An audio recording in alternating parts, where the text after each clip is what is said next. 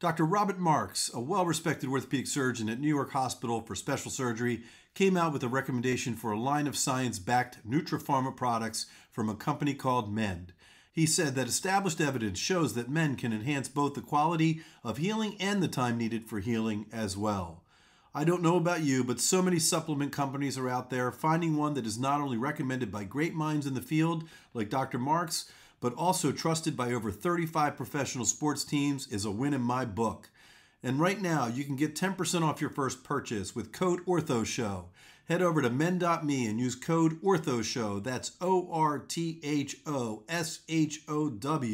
for 10% off.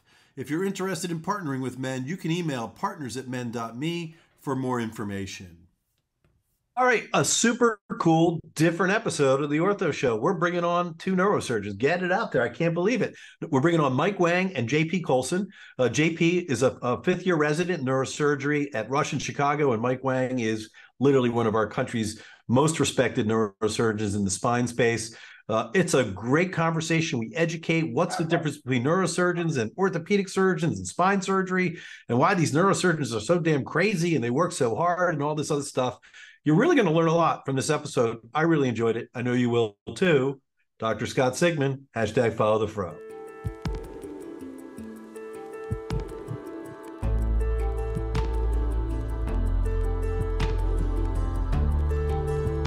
From medical media, this is The Ortho Show.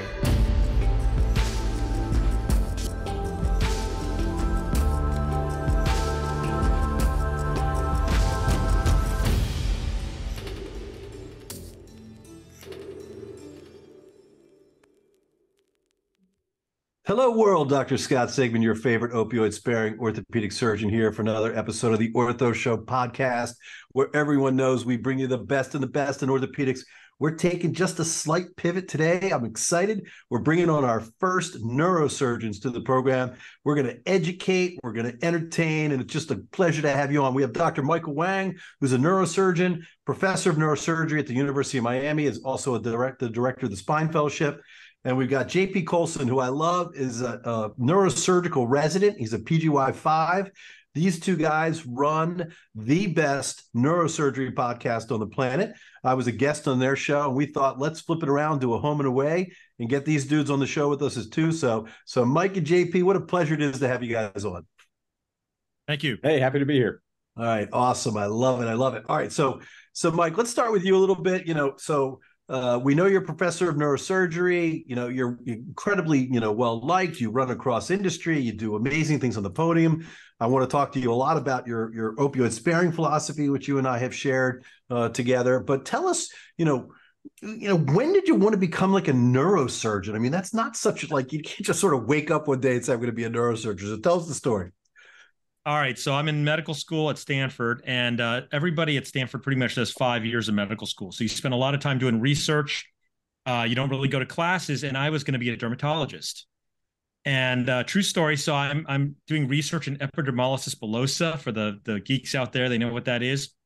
Lab work, getting ready to do late match for derm. And my girlfriend at the time, her mom was this real, one of those tiger ladies, Chinese style. Oh, yeah. And I'd be studying at their house in Malibu, California. And she would always say to me, Michael, why you read so much? Why you study so hard? I said, what is this lady talking about? I'm in medical school.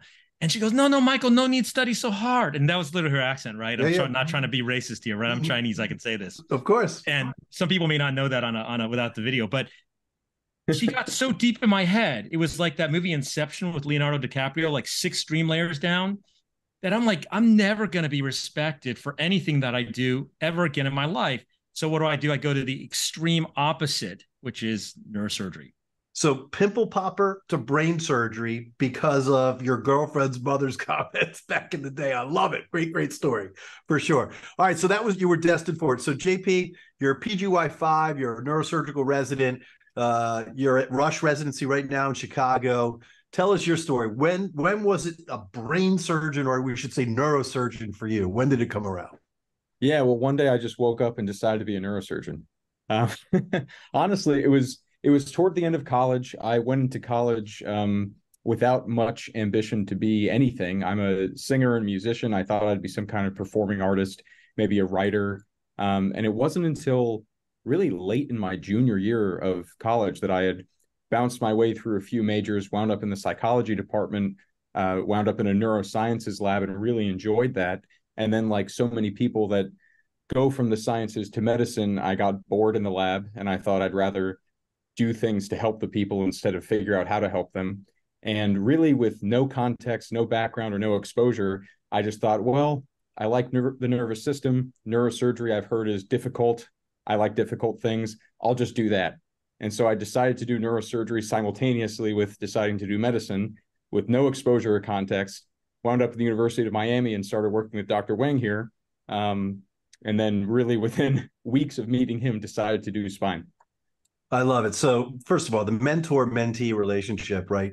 On the Ortho Show, that's one of our favorite words. It just, people just describe it. They're just amazing. The things that we've learned. I love the fact that the two of you have made a connection. It's a lifelong connection. You're doing a podcast together. You've done a bunch of research and other things together too. You know, Mike, I looked at your CV. I'm a CV guy. I always like to do my research before I get on. And one of my favorite things about your CV is that you have your family listed right on the front page. Here I am. These are the people that matter to me, so that work-life balance is awesome. So that can't be by accident that you put that on your CV. No, some people tell me not to do that, because nowadays you try to keep everything separated and all that. But my family is pretty well integrated. And, I wouldn't say that any neurosurgeon that's worth their salt has any kind of work-life balance. But, we try to be inclusive. And this partnership with JP, let me tell you, it's been 9 years now. JP he's been fantastic, great friend, ally, and our podcast, we're so excited. It's a little different than yours, but we're going to hit 1 million listens soon, which is not bad for a podcast, which is really for health professionals. There's only about 5,000 neurosurgeons in this country. So we're super excited. We're not as big as you, but it's a smaller field. No, mazel tov, guys. It's not easy running a podcast. I mean, you guys are like, it's a labor of love, right? I mean, you're clinical, you're working your ass off, you're in residency. I mean, you got plenty of time to, get your hair done now and stuff because, you only have to work like 40 hours a week anymore. But no, I'm just kidding. But so I want to transition from Mike's CV. And then I'm thinking, JP, you're so funny. You're saying, oh, I woke up one day, I wanted to be a neurosurgeon. Before we got on, I asked if you were married and you said no. So I got to ask you, dude. I mean, like part of being a neurosurgeon is like, so you can walk into a bar in Chicago and say, hey, I'm a brain surgeon. Come on, that's got to work for you. I have truly never done that. That's probably a good thing. We all have our share of moves, but I think where the culture in our field is now, if anyone heard that I did that, or if I heard that any of my co-residents did that, you'd be the laughing stock for years. That story would never die. Oh, I love it. But that's what it's all about, is having those great stories and great friends and the esprit de corps of residency, right? The friends that you colleagues that you build for years for the rest of your life. So we're going to do this as a little public service announcement, guys. We're educating. Now, remember, my mother Judy is listening. We have a lot of non-physician, listeners. So whatever you say from a technical perspective, my mother Judy has to understand. All right. So let's talk about the subspecialties in neurosurgery, because I think everybody just assumes you're a neurosurgeon, you take care of nerves. But at the end of the day, there's probably a very deep subspecialization in brain surgery, and then there is spine surgery. So Mike, give us a shout out on this as to what the differences are and the pathways to get there at this point. Well, one of the great things about being an ortho or neurosurgery is that probably for the next 30, 40 years, we're still going to be around. Nobody really knows about radiologists, or a lot of other kind of doctors are being supplanted by nurse practitioners and whatnot, right? But orthopedic and neurosurgeons will be around. Ortho because it's so mechanical, probably. Neuro because it keeps growing. So everybody knows about Elon Musk and the Neuralink that he wants to implant in monkeys and in humans and pigs and all that. So, brain and spine, you can split it that way. And there's also peripheral nerve, which is a small part that we overlap with ortho hand. And spine is 70% of all neurosurgery by trade. So most of neurosurgery is spine, but in brain, there are people who do vascular surgery like aneurysms and carotid stenosis and AVMs. There's functional neurosurgeons that there's various types. Some do epilepsy, some do brain implants for Parkinson's, and future would be Neuralink. There's pediatric neurosurgeons. There are also trauma neurosurgeons. There are tumor neurosurgeons. And, there's so many different branches, and every neurosurgeon likes to think they're unique. So every single neurosurgeon wants to do procedures exactly the way they do it. And that's part of our culture. And there's only 5,000 of you. That's not a lot. I mean, it really isn't. I mean, so you really can be who you want to be. Well, it's intentional. It's funny because neurosurgeons want to believe that they're so extra important. And there's a funny joke. What's the difference between God and a neurosurgeon? God doesn't think he's a neurosurgeon. That's right. I love it. I love it. Like one of my favorite T-shirts is "Thank God for surgeons in general." But yeah, no, I love it. So JP, let's take it back up to you. When I was a resident like you, back in the day, neurosurgeons would operate on the spine, but they really took care of the nerves. It was like decompressions or tumors, things like that. But it's really been in the last couple of decades where you guys have really transitioned to a very similar. You do a lot of the same things. You guys can actually now learn how to hold a drill and a mallet and hold like metal objects and do cool stuff, like you're fixing stuff. So tell us from your perspective as to why you've chosen the pathway of spine versus brain. Well, I think that there's a few ways to answer that. There's the overall field trends that you're alluding to, and then there's my personal taste. I think that if you were to really drill down, so to speak, as to what neurosurgeons do, if you could distill it to one fundamental thing, we decompress nervous tissue. And that could be in the brain, that could be nerve roots, that could be the spinal cord. But the fundamental thing that we do is decompression, whether it's in an elective setting for pain or an emergency setting for a hematoma with rapid compression. And that's, I think, born from those roots that you're alluding to, where when neurosurgeons historically would operate on the spine, it was mostly decompression, and then you and your colleagues would come in for the fixation and the fusion. For me personally, I think that my love and my draw for spine surgery is on the technical side. I really do like the procedures and the anatomy, but even just conceptually, the spine has moving parts. It's a series of joints. It moves in space, and there's postural aspects to it, and that really stimulates the way I like to think. Whereas brain surgery is a lot more about anatomy, the geography, so to speak, and navigating and how to get to a specific region. So I like the moving parts side of things in spine. And I also like that you're very frequently treating quality of life pathologies rather than life or death pathologies.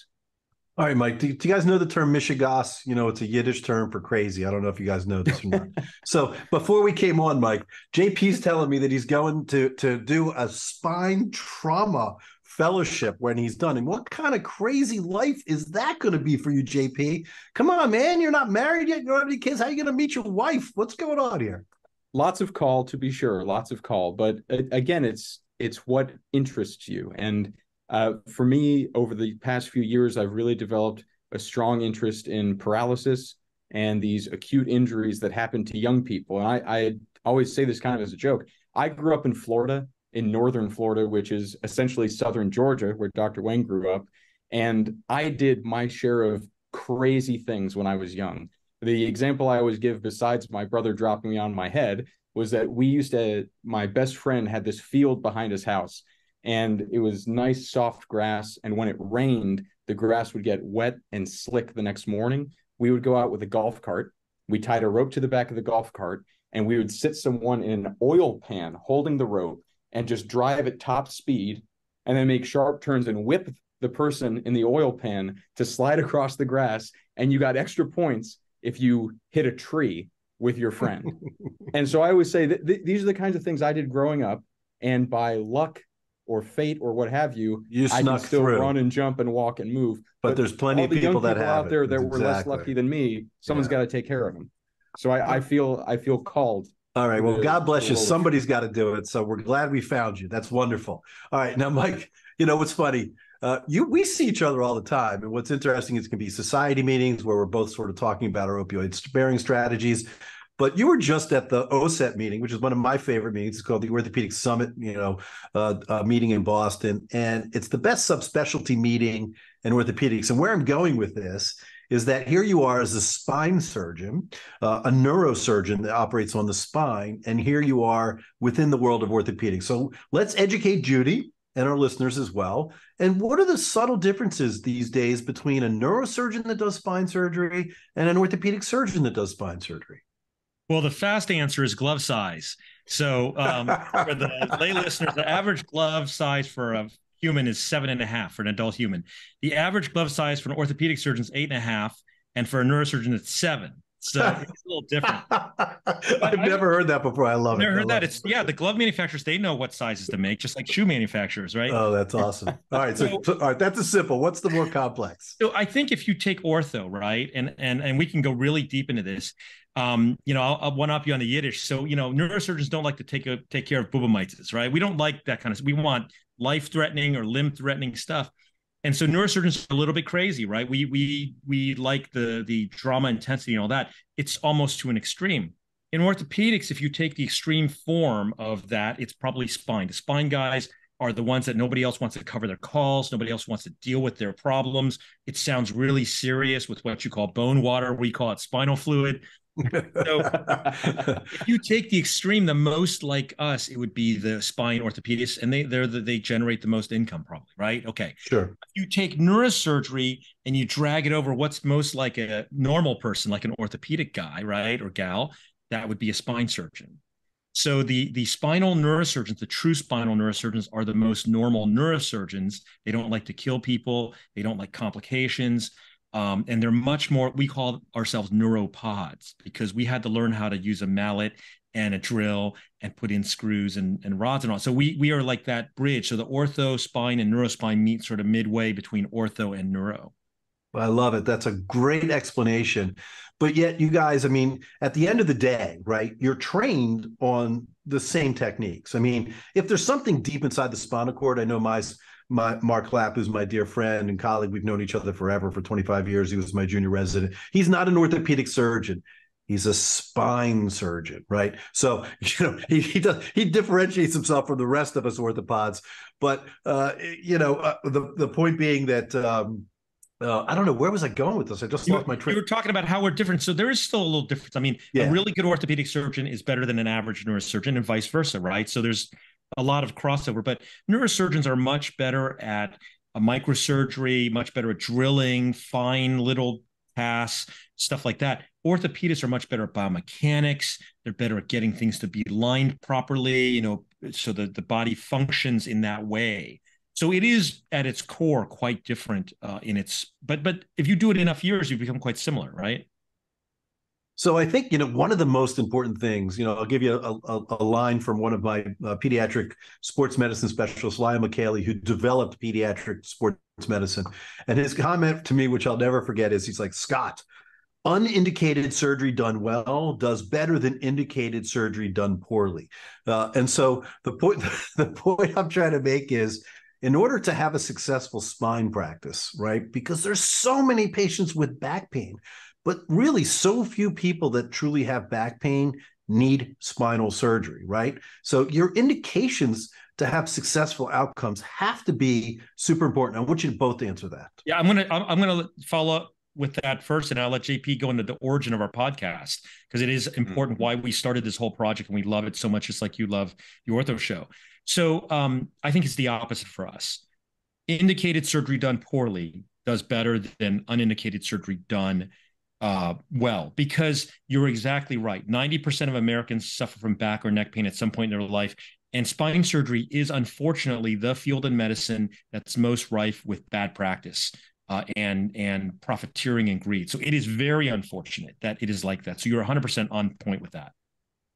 And I think what Dr. Wang is alluding to for the origin of our show, the Neurosurgery podcast, it was really born in response to the Dr. Death podcast, which debuted right around the time I was graduating medical school. And for many people outside of a fictional setting like McDreamy, we always talk about, or Doctor Strange, this was the first popular portrayal of a neurosurgeon to the American general public and the international public, really. And if you want to talk about indicated done well or vice versa, that guy was doing unindicated surgeries poorly at many institutions. And that story was dragged out and just laid out for all to see. And so Dr. Wang and I decided that there should be, if not a direct response, another source of information and insight into the real human people in this country who come to work every day to take care of those patients and do the right surgery as well. Great point. I mean, I was sickened by that podcast. I really almost had a hard time listening to each episode because it just got worse and worse and worse as it went. Yeah. But so congratulations to the two of you. You know, starting a podcast is not easy. It's a lot of extra work. You got to carve time out, you know, of your busy day. You got to have production. You know, Mike, you're lucky you got JP, who's like a wizard with all the technical stuff, because I know you can't do it. But no, seriously, no. I've got Chanel and my whole team and Grace and Jeremy on the back. So we have a big, you know, podcast crew that takes care of all that. But there's a lot of work. You got to find guests. You got to carve out time. You got to do your research to make sure you know what you're talking about. So I want to congratulate both of you on really creating something super important that really makes a difference in the lives of a lot of people, and a million listens is really terrific.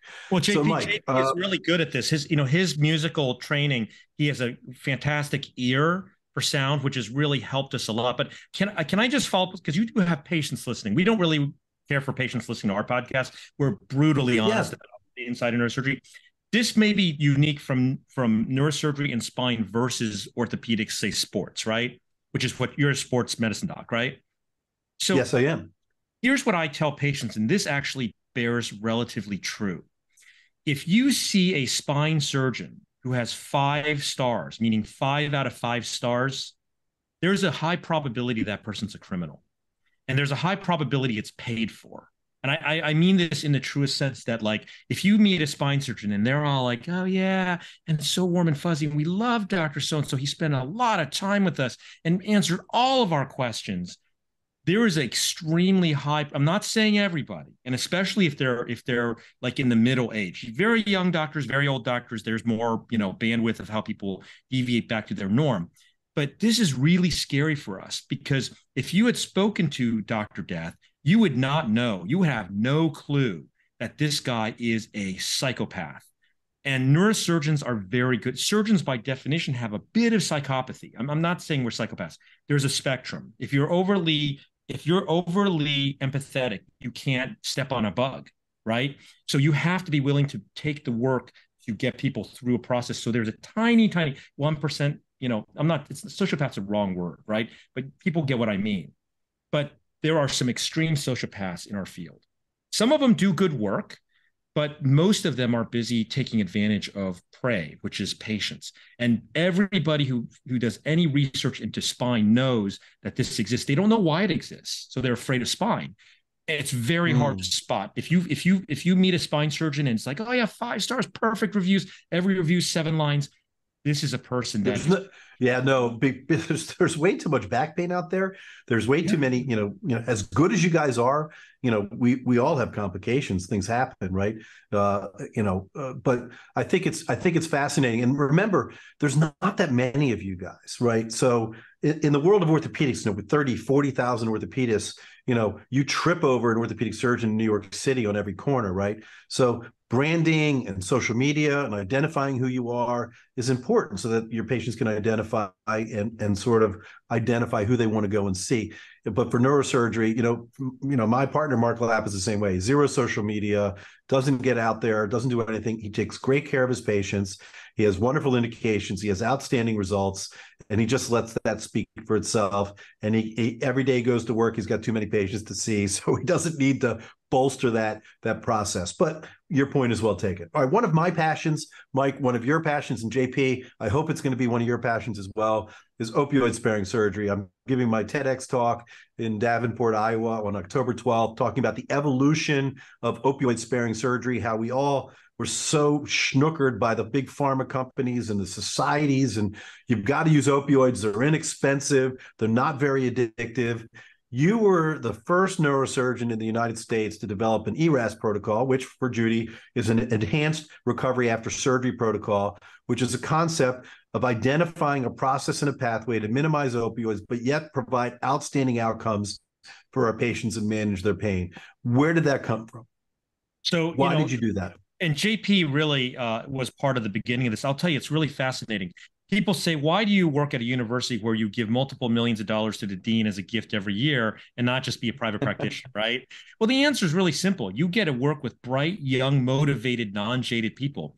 And a young Dr. Karthik Madhavan, who was a pre-residency fellow, meaning he had trained outside the U.S., said to me in 2010, Dr. Wang, you got to check out ERAS. I'm like, ERAS, that's a process of applying for residency, right? That's the program for that. He goes, no. You got to look this up. And we looked it up, and we contacted Uli Lundquist in Stockholm, and we built the first, not the first ERAS program, but the first proven ERAS program that saved money, length of stay, and all that. We did it with a lot of help and a lot of technology, mainly Exparel, Pacira's Exparel, which is a long-acting Novocaine, partly because there's no way to do spine surgery with no opiates because it's just too painful. But we want to get people through what is spine surgery is, I think, the most horrific pain of just about any surgery out there. People say childbirth was like nothing. It was like a blip compared to a spine surgery. And they're right. So we needed to bring it down. We can't do the elegant work you do where you have no opiates because you're doing, the limb surgeries is a little bit less painful. So you can get really a big benefit. And your patients are younger too, right? So you're more concerned about addiction than we are. We're trying to just get them to survive because people can literally die of opiate overdose in the initial period, not accidental. I mean, like they're in such pain that they're getting medicated and they just stop breathing even in the hospital. And so that's what we were really trying to get at in our protocol. You've gone much further than I have with any of this. So, no, but I mean, I really want to congratulate both of you if you're a part of this. I mean, it's how do you build consensus? How do you change the way things are done within the medical societies, especially? It's near impossible. It takes tremendous time and energy, right? The rooms were empty when I first started talking about this. And it's, build consensus one doctor at a time, one patient at a time, empowering people to know that there are options. So kudos to the two of you for really, adopting this strategy and implementing it, right? The first 3 days are the worst for most surgeries. You got to get them through that. And then you hopefully get them through the process as well. So great work. So listen, guys, we're getting close, but I always like to end, asking a question to provide some advice and counsel to our listeners. We have a tremendous number of medical students that follow us and listen to us as well. So I'm going to start with you, JP. What advice would you give to the medical students out there right now who've just listened to this podcast and they're like, I need to become a neurosurgeon? If you're already in medical school, then you're very close. I would advise that much like when you show up to college, you declare a major, and most people change their major, and that's fine. But if you're showing up to medical school, be bold, declare what you want to do, and set yourself on that path. Neurosurgery is a great major to declare because if you, in your first year, 2 years, even 3 years of medical school, set yourself up to be a realistic, competitive, successful applicant into the neurosurgery match, and you decide during your third year, hey, actually obstetrics is pretty cool, you're going to be very competitive for obstetrics. And along that way, the other advice I always tell people is just always be honest. So when you meet professors, when you're rotating on services, maybe 20 or 30 years ago when things were more malignant and more like you see in old movies, people would try to please everyone at all times. And you're rotating on general surgery and, oh, wow, I really want to be a general surgeon. And you're rotating on psychiatry and you go, oh, the mind is so fascinating. I want to be a psychiatrist. My entire career in medical school, I was completely honest. And it was, I'm going to be a neurosurgeon. I'm here with you for 4 weeks. What do you need done? I will do it. And then you work hard, you get along with people, but you don't need to lie and try to please them. Let them know who you are and what you're interested in, and then still be the best student on the rotation. Love it. Find a mentor is another great way to go. And mentors love to be mentors. So don't be afraid. Go up and shake hands with somebody that really fascinates you, that you may want to be one day. They'll be more than happy to help out. Mike, I'm going to give you a little actually, different. You know what? Of course. On that note, let me actually tag that because you're completely right. And I often say there are the three most influential men in my life are all named Michael, my father, my brother, and Dr. Wang. And in terms of the cold approach and just a hello and a handshake, if you don't remember, Dr. Wang, the way we met, I, again, wanted to be a neurosurgeon, no context, no knowledge, just completely out of the blue. I was looking up faculty at our University of Miami in the department, and I saw, they had listed recent publications for each faculty member. Dr. Wang had written an editorial about radiation exposure to spine surgeons, and it was titled, Physician Protect Thyself.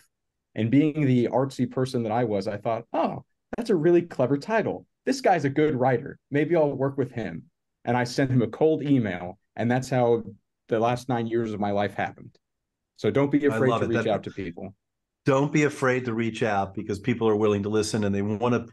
Most doctors that have gotten to the point where they really are so, have gotten to the point in their career, they want to be able to share it and pass it on to other people as well. Mike, I'm giving you a little bit of a different question.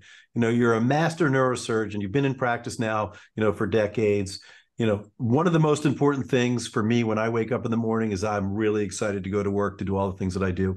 What excites you about being a neurosurgeon when you wake up in the morning? Yeah, I don't know how I would have been as a dermatologist, but being a neurosurgeon, I got to meet great people like JP, and JP's done a lot more for me than I have for him. So I will tell you that I have not, in one day of my life since 1996, when I finished medical school, regretted in any way or been unhappy about what I'm doing. I'm not saying I don't have bad days or complications or days I'm sad, but I've never regretted being a neurosurgeon. I don't know what it'd be like as an orthopedic surgeon. I have more orthopedic surgery friends than neurosurgeons even. I think orthopedists are really cool. You were the cool kids. We were the kind of the geeks. Neurosurgeons have kind of axes to grind. But I will tell you that it's amazing what we are privileged to do. And especially as surgeons, like, as you said already, Scott, if you do your job even properly, forget about excelling at it, you get to derive the thanks, the gratitude, the mitzvahs, right? The whatever, whoever's keeping count in heaven. And it's an amazing, amazing job. The danger, of course, is always that people are so susceptible to, various temptations to destroy that and destroy themselves. This is a most amazing field. I would encourage anybody listening out there to become a surgeon, especially orthopedics. I think neurosurgery, we have a very fine filter. There's about 10,000 US medical grads, I think, in medical school a year, something like that. It's probably more now. There's only about 200 and some odd spots in neurosurgery a year, right? We have a fine filter. We are looking for a special kind of person, a person who doesn't want to just say they're a neurosurgeon, as JP says he would never say. We're looking for the true Navy SEALs. We're looking for people who are willing to sacrifice everything. And I don't know how you'll feel about this statement, Scott. I've come a long ways thinking about the orthopedic and neuro thing with immense respect for both fields, right? And I don't want listeners who are uninitiated to get the wrong idea about what I'm saying, but I can put it in some context. That if you were to take the extreme form, I think that in orthopedics, a lot of it is about lifestyle money. There is a big piece of that, right? That a lot of people say, I want to be the guy taking care of the Giants or the guy taking care of the Dolphins and all that. In neurosurgery, it's more like about power because we're grinding axes, right? You guys were the quarterbacks in high school. We weren't. And that is what fuels us. You just got to watch American Sniper or read Chris Kyle's book to understand what it's like to pursue with that passion. And we love that. We love that extreme form of, you're not balanced. You're going to be absolutely the best. You're going to sacrifice everything so that your patients can benefit, so our society can benefit. So it's a long answer, but I am never short of passion. I love what I do. I love meeting people like you, and hopefully we can be friends for life and do a lot of great things together, Scott. No, I love it. So I think you convinced a lot of medical students right now to ring the bell at Buds to make sure that they're not going to go into neurosurgery. So don't worry about it. Your job is still secure. No, I mean, I think from my perspective, there's no greater job on the planet to be a healer. Take people that have demonstrable problems that you can take under your wing, you can fix them, get them back to work, get them to be a mother, get them to be a father, whatever it is that they do. They look at you when they're done and you made them better. And it's just such an amazing experience. So listen, guys, you have really set the Ortho Show world straight on what it's like as a neurosurgeon, both in training as well as a master neurosurgeon as well. This was a fantastic episode. We're educating our people. I think that I'm going to honorarily bring the two of you into the Cool Kids Club. You guys are neuropods and you're part of the orthopedic family. Woohoo! All right. Now listen, JP, Mike, what a pleasure it is to have you on the show. Thank you so much for joining us. Thank you. Thank you, Scott. My pleasure. This is Dr. Scott Sigman, #FollowTheFro, host of The Ortho Show. Till next time.